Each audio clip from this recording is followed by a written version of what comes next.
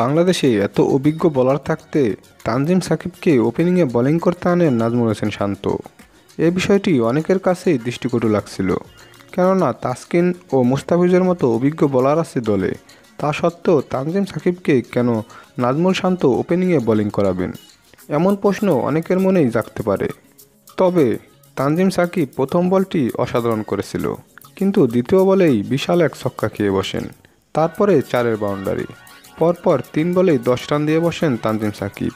এমন সময় অনেকেই হয়তো নাজমুল শান্তর সমালোচনা করার জন্য প্রস্তুতি নিচ্ছিলেন, তবে কিছুক্ষণ পরেই ঘুরে দাঁড়ান তানজিম সাকিব।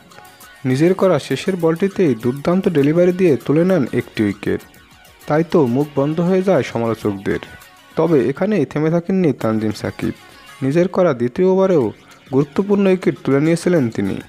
এরপর একে একে মোট 3টি উইকেট তুলে নিয়েছেন তানজিম সাকিব। তাই তো সমালোচকদের মুখে এখন তালা। নাজমুল শান্তর এমন সিদ্ধান্তকে এখন সাহসী সিদ্ধান্তই বলা হচ্ছে। তবে তানজিম সাকিব দেখিয়েছেন কীভাবে বোলিং করে উইকেট তুলে নিতে হয়।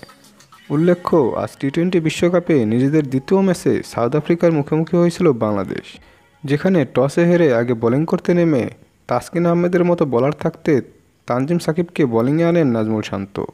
তবে নাজমুল শান্তর এমন সাহসী সিদ্ধান্ত সফল হয়েছে বলেই বলা যায়। দর্শক, বাংলাদেশের তরুণ বোলার তানজিম সাকিবের এমন অসাধারণ বোলিং আপনাদের কাছে কেমন লাগে? অবশ্যই তা কমেন্টে জানিয়ে দিন।